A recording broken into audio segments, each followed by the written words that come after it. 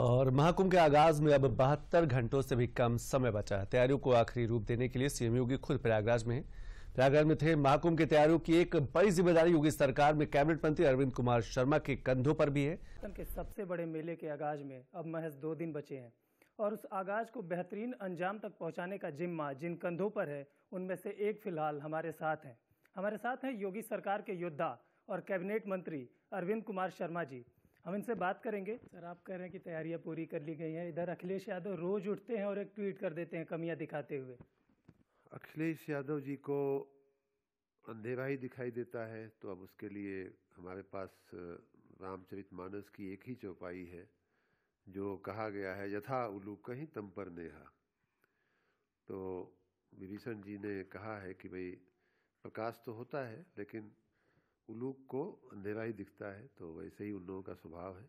बाकी जो तैयारियों की बात है, संपूर्ण तैयारियां हो चुकी हैं और अखिलेश जी को वैसे भी कुछ कहने का हक नहीं है, इसलिए कि जब वो मुख्यमंत्री थे तो इसके पहले का जो महाकुंभ हुआ था, तो उस कुंभ में और आज के कुंभ में वो जमीन आसमान का फर्क है।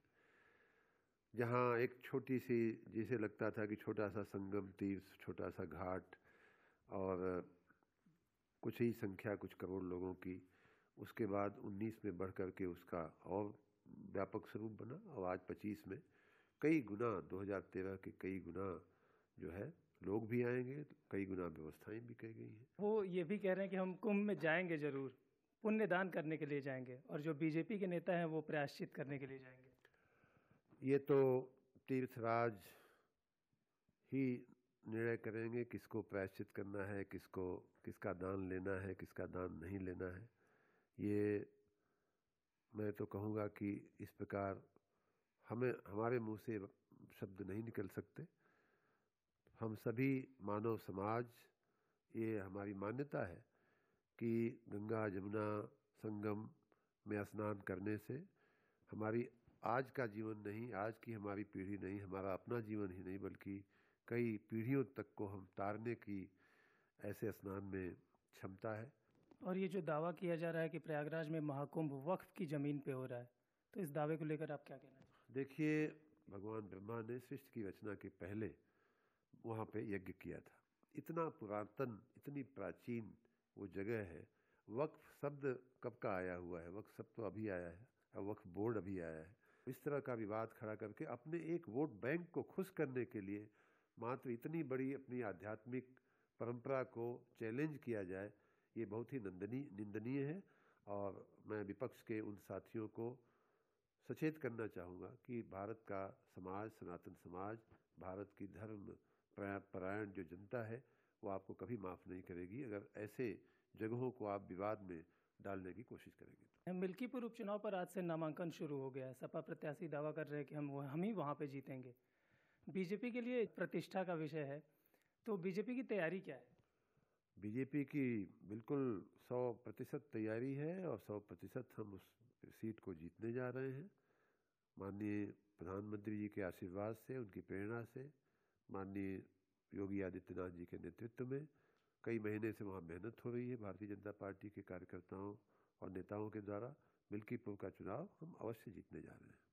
मिल्कीपुर के चुनाव के मायने क्या है बीजेपी के लिए? क्योंकि माना जा रहा है कि 2027 चुनाव की जो दिशा और दशा है वो मिल्कीपुर का चुनाव तय करेगा। मिल्कीपुर के चुनाव के सहित जो अभी कुछ दिन पहले जो 9 सीटों के चुनाव हुए, अब उसमें 7 सीटों पर भारतीय जनता पार्टी और सहयोगी दल जीते हैं। उन्होंने भी एक दिशा निश्चित कर दिया है, उसी में मिल्कीपुर भी जुड़ जाएगा।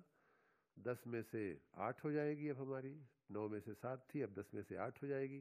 तो जब 10 में से 8 हो जाएगी तो आप स्वयं सोच सकते हैं कि दिशा किधर जा रही है, हवा का रुख किधर जा रहा है। भारतीय जनता पार्टी की तरफ जनता का रुख है, जनता का प्रेम है। भारतीय जनता पार्टी की नीतियों, हमारे नेताओं के प्रति जनता की रुझान है और निश्चित रूप से हम 2027 का चुनाव अवश्य जीतने जा रहे हैं।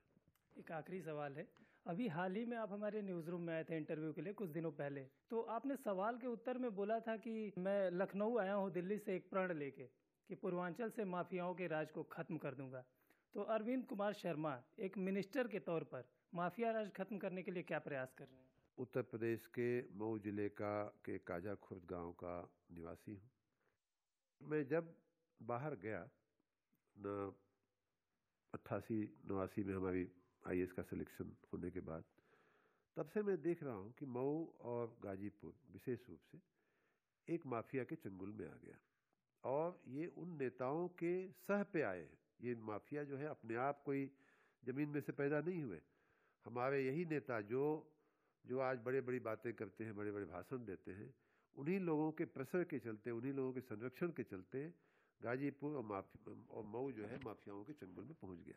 गाजीपुर और मऊ को माफियाओं के हवाले कर दिया। जिन बच्चों को नौकरी करने की उम्र थी, उनके हाथ में बंदूक और तमंचे और कट्टे पकड़ा दिए गए और हत्याएं करवाई गई। हम बाहर से अब आए हैं तो बचा खुचा काम जो माननीय योगी जी ने ऑलरेडी काफ़ी कुछ कर दिया है उस दिशा में सफाया करने का, अगर कुछ होगा तो हम अवश्य उनके सहयोगी के रूप में हम उनका सहयोग करते हुए माफिया मुक्त मऊ का नारा मैंने ऑलरेडी दे दिया है। और कुछ दिन पहले हमने वहाँ एक महादेव मंदिर की स्थापना जीर्णोद्धार करके करवाई है। तो उसी समय मैंने कहा था कि अब मऊ माफियाओं का नहीं, महादेव का जिला माना जाएगा। तो माफिया मुक्त मऊ ये हमारा नारा है, माफिया मुक्त पूर्वांचल ये हमारा संकल्प है, माफिया मुक्त उत्तर प्रदेश हमारा प्रण है, प्रतिज्ञा है, और मैं उसको करके रहूँगा। चुनावी राजनीति में उतरने का कोई इरादा?